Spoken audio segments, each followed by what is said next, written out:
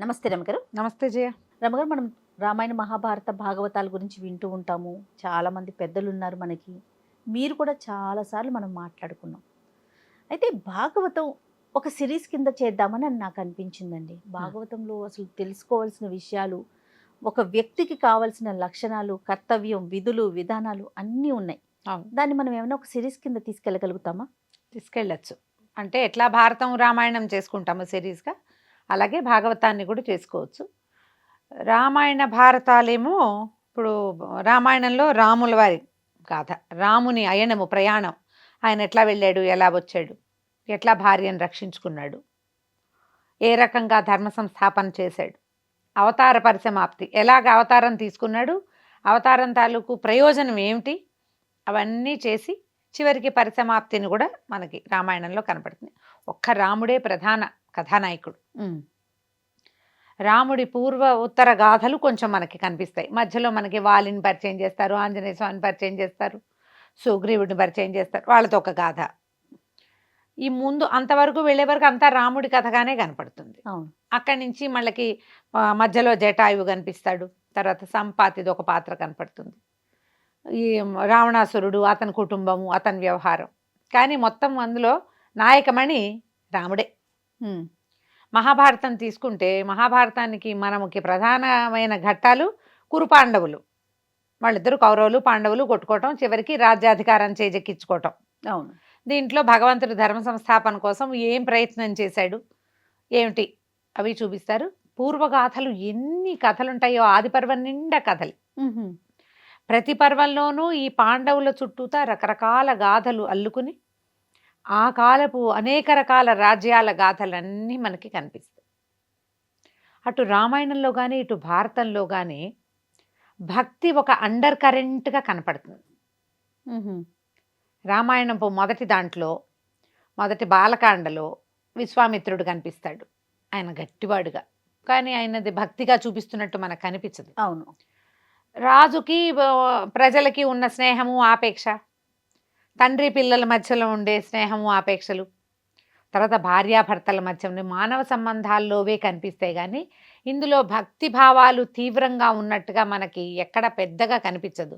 హనుమ పాత్ర ప్రవేశించాకే మనము ఆయనలో భక్తి యొక్క తీవ్రత, తాదాత్మ్యత చూస్తాం. ఓకే. మిగిలినంతా రాముల వారి కథే. మహాభారతంలో అక్కడక్కడ భక్తి పరులుగా ఉన్నవాళ్ళు మనకి కొంతమంది కనపడతారు. విదురుడు, తర్వాత ఈ మన కృష్ణగాథల్లో కొంతమంది కృష్ణుణ్ణి అనుసరించినట్టుగాను ఇది కనిపిస్తుంది. చివరికి మనకి భీష్ముడు తీవ్ర భక్తితో భగవంతుని పట్ల ఆయన ఎలాంటి భక్తితో ఉన్నాడు, ఆయన ఎట్లా భగవంతుని గౌరవించాడో చూస్తే మన విష్ణు సహస్రనామం కూడా అక్కడి నుంచి పుట్టిందే కదా. కృష్ణుడు, శ్రీకృష్ణుని పట్ల ధృతరాష్ట్రుడికి భక్తి ఉన్నట్టు, విదురుడికి భక్తి ఉన్నట్టు, అక్రూరుడికి భక్తి ఉన్నట్టు ఇట్లా కనిపిస్తుంది. సందర్భానుసారమే కానీ భక్తే ఫుల్ కరెంట్ కాదు, అండర్ కరెంట్, అండర్ టోన్ లోపల ఉంది కొద్దిగా. కానీ భాగవతంలో అట్లా కాదు, నవవిధ భక్తి మార్గాల్ని చూపిస్తారు. భాగవంతము అంటేనే భగవంతునికి సంబంధించినది అని అర్థం, పూర్తిగా భగవంతుడికి సంబంధించింది. రామాయణాన్ని సీతాయాహ చరితం మహత్ అంటారు, సీతాచరిత. భారతాన్ని జయకావ్యం అంటారు. భాగవతము భాగవతమే పూర్తిగా, అంటే భగవత్ సంబంధమైన వ్యవహారమే కనపడుతుంది. శ్రీకృష్ణుడు వెళ్ళిపోయిన తర్వాత ఈ విషయాలన్నిటినీ మళ్ళీ క్రోడీకరించి ఎట్లా భగవంతుడు భూమి మీద ఏ ఏ స్వరూపాలతో ఏ ఏ కాలాల్లో ఎవరెవరి కోసం, ఏ రకమైన భక్తుల కోసం ఎట్లాంటి స్వరూపాలని తీసుకున్నాడు. 21 అవతారాలు తీసుకున్నాడు విష్ణువు. అవును. మనకి దశావతారాలు తెలుసు. ఈ 21లో మిగిలిన 11టిని మనకి వేగ్గా తెలుసు. అవును. ఎలాగా ధన్వంతరి స్వరూపం మనకు తెలుసు, పూజ చేసుకుంటాం ఎప్పుడు, ధన్వంతరాస్ అప్పుడు. తర్వాత మోహిని అవతారం, అది కూడా మనకు తెలుసు. కపిల మహర్షి, అది కూడా మనకు తెలుసు. సగరుడు కుమారులు సముద్రాన్ని తవ్వుకుంటూ వెళ్ళినప్పుడు కపిల మహర్షి కనపడ్డాడని. ఇట్లా కొన్ని అవతారాలని మనం వింటాం, కానీ అవి ప్రత్యేకంగా భగవంతుడే ఆ రకంగా జన్మించాడని మనం అర్థం చేసుకోం. మనకు దశావతారాలే తెలుసు. అందులో ప్రఖ్యాతంగా రాముడు, కృష్ణుడు వాళ్ళ ఆరాధ్య దైవాలుగా ఉన్నారు. ఎందుకంటే పూర్తి మానవ స్వరూపాలతోటి మర్యాద పురుషోత్తముడుగా రాముడు, తర్వాత లీలా విలాస కృష్ణుడుగా ఈయన ఉమ్, భగవంతుడు ఆయన ఏం చేశాడు, ఎన్ని రకాలో చేశాడు కదా. లీలామానుష విగ్రహుడు అటు మానవుడుగాను చేరించాడు, భగవంతుడుగాను కొంత చూపించాడు. అందుకని వీళ్ళిద్దరూ ప్రఖ్యాతంగా తెలుసు. ఈ ప్రఖ్యాత గాథలని ఆటే ప్రఖ్యాతిగా లేని చాలా గాథల్ని కలిపి భాగవతాన్ని తీసుకొచ్చారు. భగవంతుణ్ణి చేరటమే అల్టిమేట్ గోల్ మానవ జన్మకి. పుట్టిన ప్రతి ప్రాణి మరణిస్తుంది, మరణించిన ప్రతి ప్రాణి మళ్ళీ పుడుతుంది. అవునండి.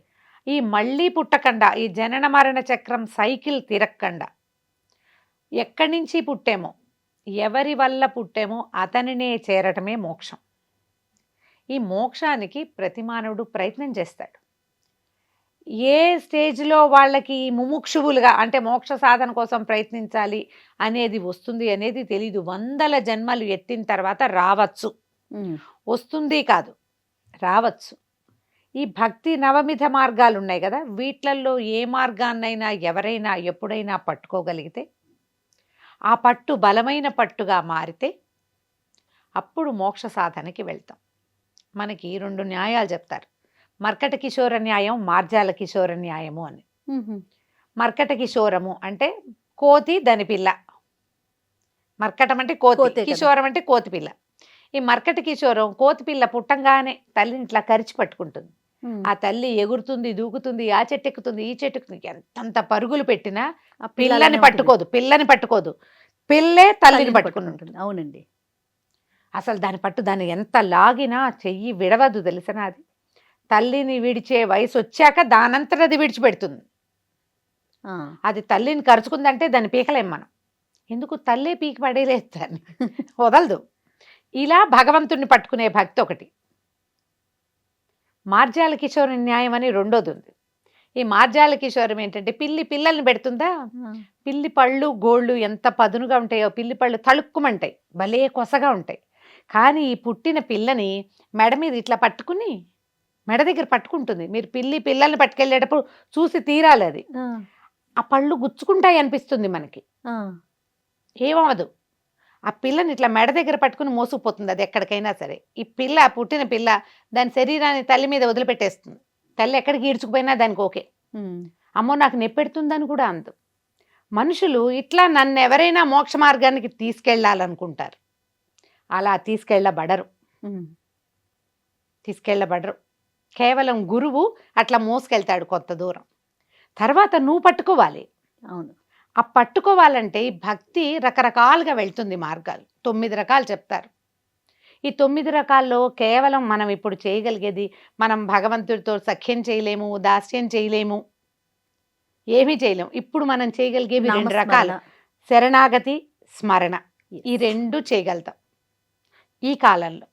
ఇప్పుడు స్మరణ చేయాలంటే మనకి ఉద్యోగాలు, చదువులు, జీవన ప్రయాణం, ఈ భవసాగరం మనం ఏమన్నా ఈదుకుంటూ పోవాలి. అవునండి.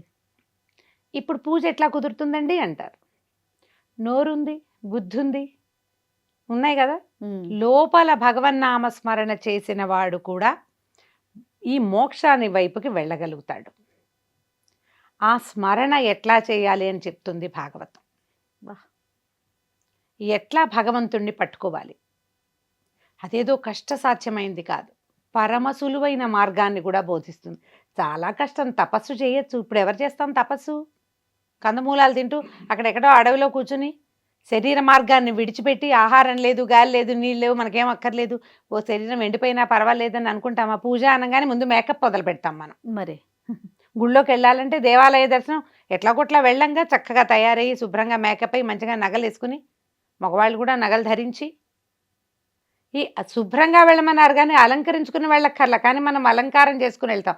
దేవుడి కోసమా, అది మన కోసమా? దేవాలయ గమనం దేవుడి కోసమైతే ఈ గమనంలో ఉండే వేషం అంతా మన కోసమే. ఇప్పుడు ఏమవుతుంది, దేవాలయం చిన్నదైపోయి మనం పెద్దదైపోతుంది, అయిపోయాం సహజంగానే.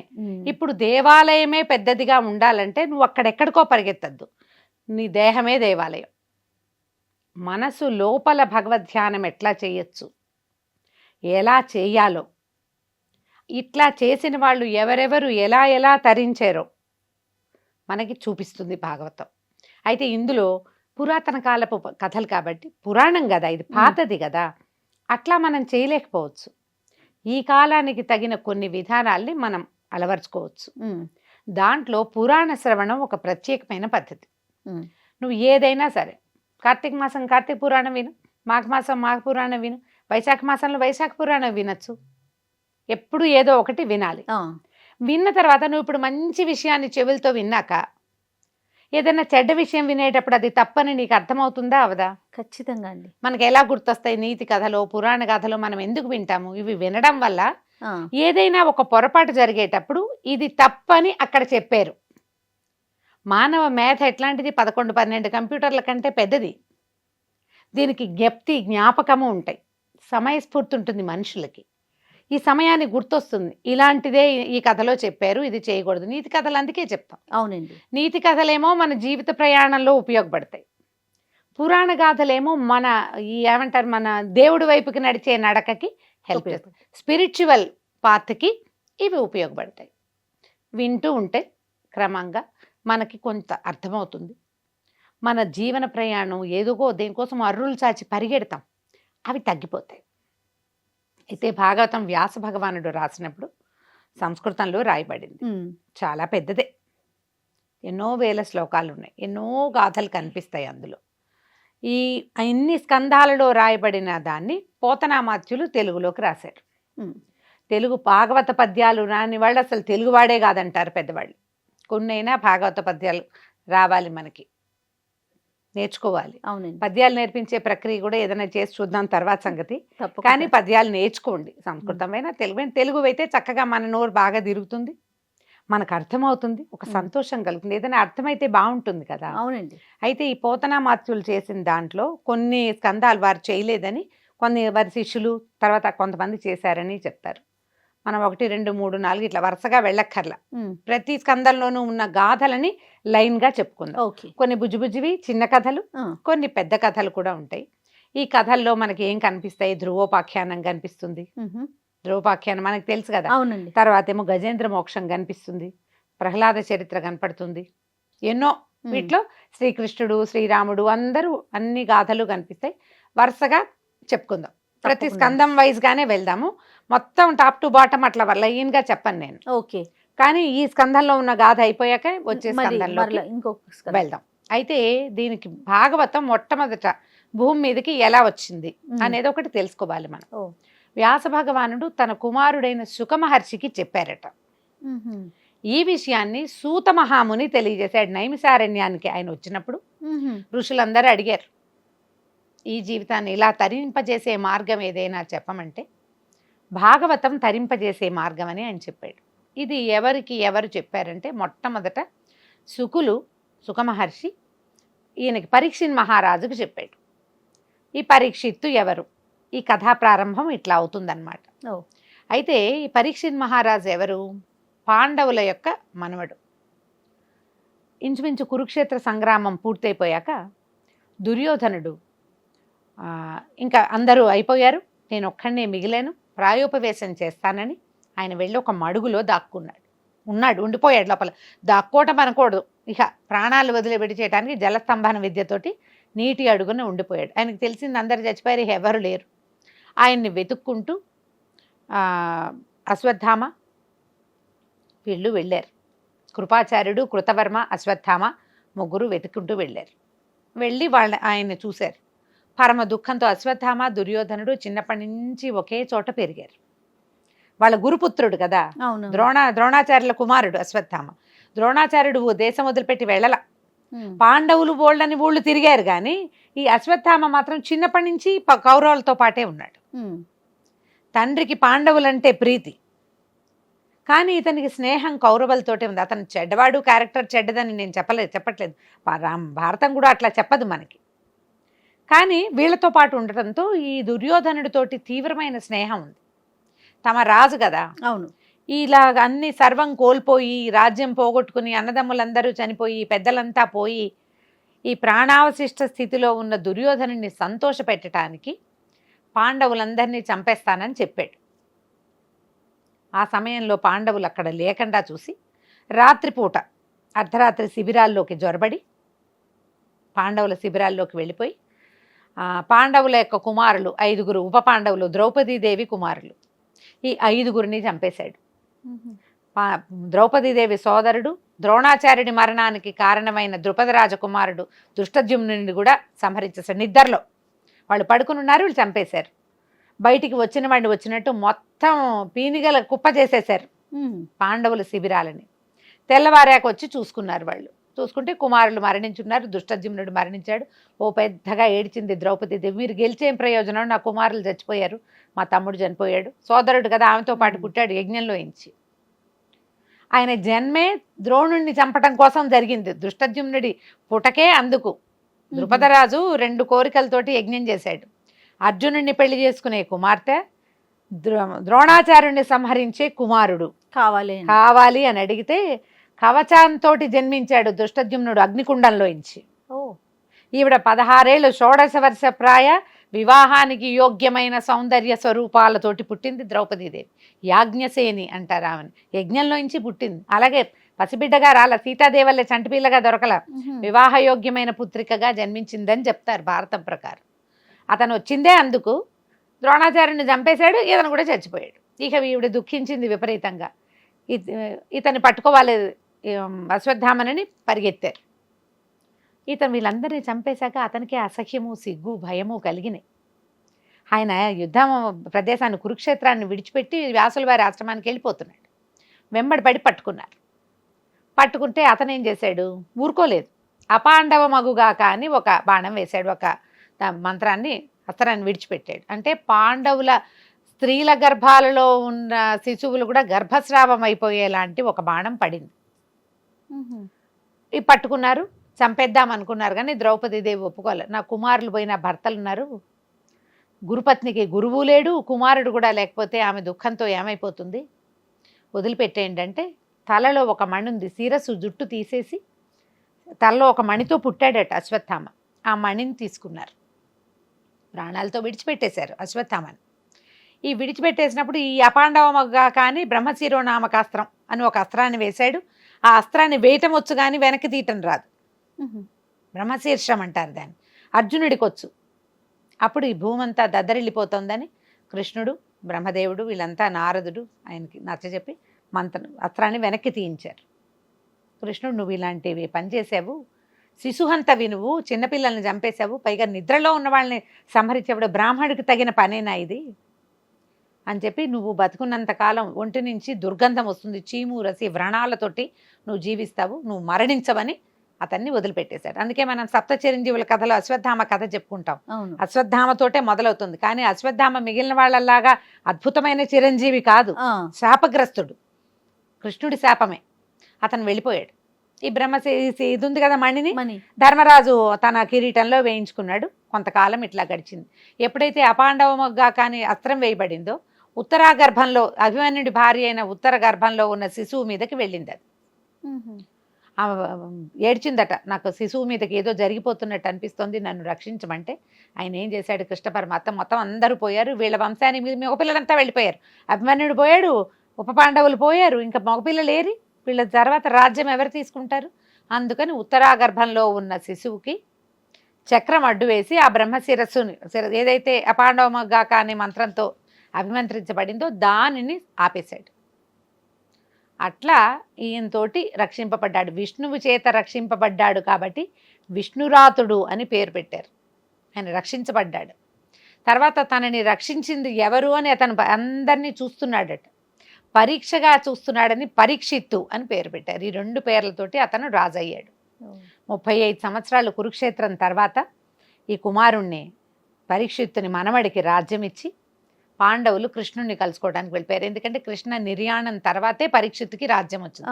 భగవంతుడు అవతారం చాలించి వెళ్ళిపోయాడు. ఇంకొకసారి ఎప్పుడైనా అది చెప్పుకుందాం తప్పకుండా.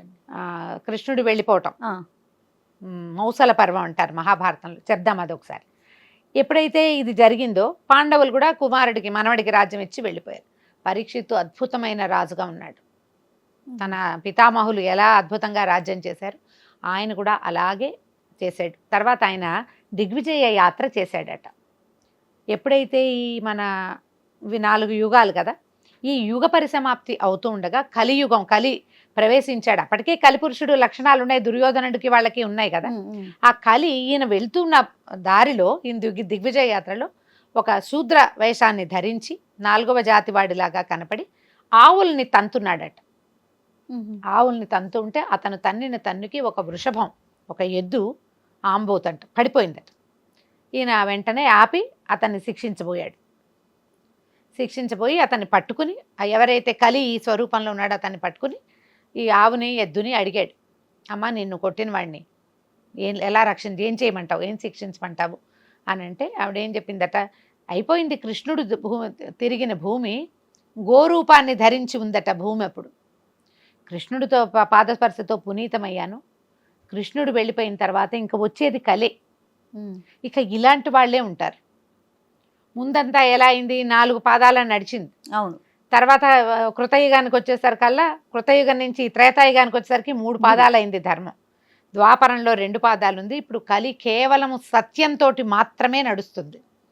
అది ఎప్పుడు పడిపోతుందో తెలియదు అని మాట్లాడుకుంటుంటే ఈ వృషభంలో ధర్మదేవత వృషభ రూపంలో దర్శనమిచ్చాడు ఈయనకి. నా పని అయిపోయింది, నేను చివరికి వచ్చేసింది, ఇది ఈ కాలం ఎంతకాలమో ఇట్లా గడవాల్సిందే, ఇక ముందు ఇలాంటి వాళ్ళే కనపడతారు అంటే ఈ స్వరూపం మార్చుకుని ఉన్నాడు కదా కాలి, అతను శరణుదొచ్చాడు పరీక్షిత్తుని. ప్రభు నాకు సెలవు ఇవ్వు, నేను ఎక్కడ ఉండాలో చెప్పు, నేను ఎక్కడో చోట ఉండాలి కదా కలిపురుషుణ్ణి. అవును. నియమం ప్రకారం ఇప్పుడు నేను నాదే సమయం, నన్ను ఎక్కడ ఉండమంటావో చెప్పంటే మద్యశాలలు, జూదశాలలు, స్త్రీలు అంటే వ్యభిచారం, ఇలా 4 చోట్లు చెప్పాడు. ఇంకొక చోటు కూడా చెప్పమంటే బంగారం అని చెప్పాడట. ఈ 5 చోట్ల కలి ప్రభావం ఉంటుంది. ఎక్కడ మద్యశాల, తాగాక కొట్టుకుంటారు, అమ్మ నాన్న కొడుకు కూతురు ఏమీ తెలీదు, ఎవరిని ఏం చేస్తారో తెలీదు, కలి ప్రభావం. జూదశాల, కాసేపు జూదం ఆడతారు, తర్వాత మా అమ్మని పెడతా, మా నాన్నని పెడతా, మా తమ్ముడు ఆస్తి కూడా నేనే పెట్టేస్తా అంటారు. స్త్రీల వ్యవహారంలో కూడా అంతే, అక్కడ అమ్మ నాన్న కొడుకు కూతురు వావి వరస ఏమీ ఉండదు. బంగారము అంతే, ధనం డబ్బులో కూడా ఇంతే, కలే ఉంటుంది. విడిచిపెట్టేశాడు. కలి ప్రభావం నిదానంగా ఈయన రాజ్యంలోకి ప్రవేశించింది. కలిని ఈ 4-5 చోట్ల ఉండమని చెప్పి ఆయన వెళ్ళిపోయాడు. కొంతకాలం తర్వాత ఈయన వేటకి వెళ్ళి ఈ సైన్యం నుంచి ఒంటరి అయిపోయి ఒక శమీక మహర్షి ఆశ్రమం వైపుకి వెళ్ళాడు. దాహంగా ఉంది, మంచినీళ్ళు కావాలని అడిగితే శమీక మహర్షి తపస్సు చేసుకుంటున్నారు. ఆయన సమాధానం చెప్పల. కలి ప్రభావానికి లోనైన పరీక్షిత్ మహారాజు ఏమిటి, పాండవులకి మనవడు, భగవంతుడి చేత కాపాడబడినవాడు, కలి ప్రభావానికి లోనైపోయాడు. లోనయ్యి అక్కడ ఒక చచ్చిన పాము ఉంటే ఆ పాముని ఎత్తి ఆ ఋషిగారి మెడలో వేసేసాడు, శమీక మహర్షి మెడలో. సమాధానం చెప్పలేదన్న కోపంతో అంతే వెళ్ళిపోయాడు. ఈయన తపస్సు చేసుకుంటున్న తండ్రి మెడలో ఈ చచ్చిన పాముని చూసినటువంటి ఈయన కుమారుడైన శృంగి, శమీక మహర్షి కుమారుడు, ఎవరైతే నా తండ్రి మెడలో ఇట్లా చచ్చిన పాముని వేసి అవమానించాడో వాడు తక్షకుడి కోపాగ్నికి బలవుతాడు అని శపించాడు. 7 రోజుల లోపల అని. 7 రోజుల లోపల తక్షకుడు కాటు వేయాల్సిందే. ఇప్పుడు బ్రాహ్మణ శాపం ఎప్పుడైతే చెప్పబడిందో, బ్రాహ్మణుడు ఒకరిని శపించాడు, తక్షకుడి పేరు పెట్టంటే అది తక్షకుడికి ఆజ్ఞ అన్నమాట, చేయాల్సిందే. ఈ మెలకు వచ్చిన శమీక మహర్షి ఇది తెలుసుకుని, ఎంత పని చేసావు, ఆయన ఏం అలసటకి లోనయ్యి ఈ పని చేశాడు మహానుభావుడు, కాబట్టి దీన్ని మరల్చగలవంటే మరల్చలేడు. శృంగి శాపాన్ని ఇవ్వగలడు కానీ శాపాన్ని మరల్చలేకపోయాడు. మరల్చలేని వాడు అసలు శాపం ఇవ్వకూడదు, కానీ నువ్వు ఈ పని చేసావు, రాజుని హెచ్చరించమని వెంటనే అక్కడికి కబురు చేశారు. నువ్వు చేసిన ఈ పని వల్ల శమీక మహర్షి కుమారుడు నిన్ను శపించాడు, 7 రోజుల లోపల నీకు తక్షకుడి కాటు అందుతుంది, 7 రోజుల్లో నువ్వు మరణిస్తావు. అప్పుడు ఆయన తను చేసిన పొరపాటు తెలుసుకున్నాడు. దుఃఖంతో రాజ్యాన్ని త్యజించి, అప్పటికి ఆయనకి 4 కుమారులు ఉన్నారు. జనమేజయుడు వాళ్ళలో మొదటివాడు.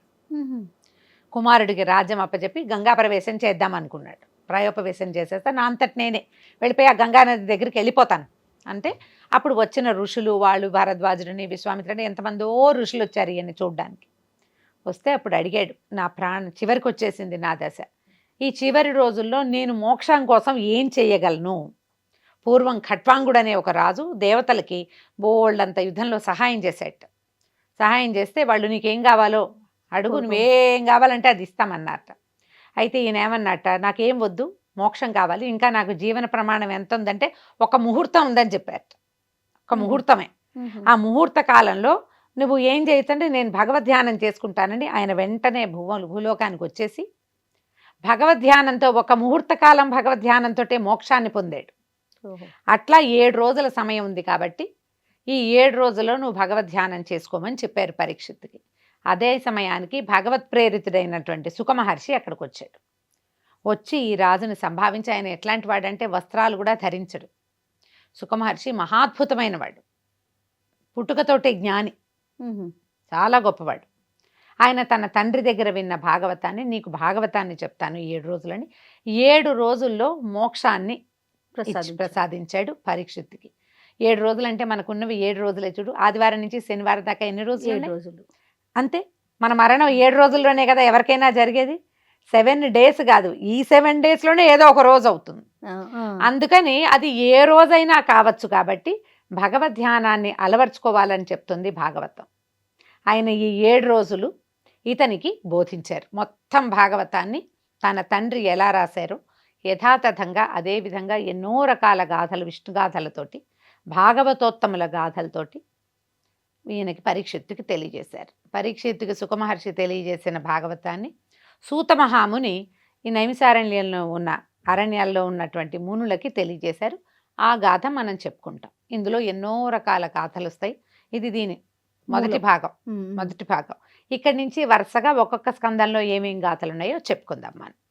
వినటానికంటే ఇన్ని కథలు ఉన్నాయా, ఇంత తెలుసుకోవాల్సిన విషయం ఉందా అని అనిపిస్తూ ఉంది రమ్మగారు. వీళ్ళు వెంబడి మీరు అన్నట్లుగా ఒక సిరీస్ ప్రకారం ముందుకు తీసుకెళ్దామండి. అలాగే. నమస్తే. నమస్తే. And for more videos, please subscribe to iDream. Please subscribe to iDream. Please subscribe iDream. And please subscribe to iDream. For more videos, subscribe to iDream. please like, share and subscribe to the channel. Congratulations, iDream. Subscribe to iDream. Subscribe to iDream. So subscribe to iDream Media. iDream team andarki huge congratulations. Please subscribe iDream Media. Please subscribe to iDream. Subscribe iDream. Please subscribe to iDream. iDream అంటే నా కళల ఛానల్ను subscribe చేసుకున్న నోరు తిరుగుతలేదు, మీరైతే గంట గుర్తు కొట్టండి. For more such videos, please subscribe to iDream. Subscribe to iDream. Please subscribe to iDream. Please subscribe iDream Media. Please do subscribe to iDream. Please subscribe to iDream Media. For best entertainment and information, please subscribe iDream. And don't forget to subscribe to iDream.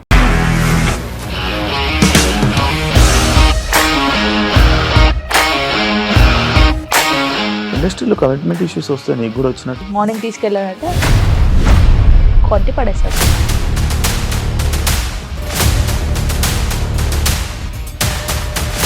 ఒక్కళ్ళు కూడా చూడలేదు ఈ cinema అని చెప్పడానికి కూడా చాలా ధైర్యం కావాలి. అది నిజం కదా, దాంట్లో ధైర్యం ఏంటి? ఇది నెక్స్ట్ డే ప్లేట్ మార్చేస్తే తప్పు కదా. As of now we are comfortable this అని నేను అనుకుంటున్నాను. రష్మిక గారిది మీది ఒకే ఊరు అంట కదా. నీకు కోపం వచ్చిందంటే బాగా తిట్టేత్తరా? తిట్టేద్దామండి. నిజంగా గేమ్ ని ఎలా చేంజ్ చేయగలిగారు? APSFC వాళ్ళకి 6 నెలల్లో నేను 6 లక్షలు కట్టా. బిజినెస్ చేయాలనుకుంటే it is as difficult as riding a tiger.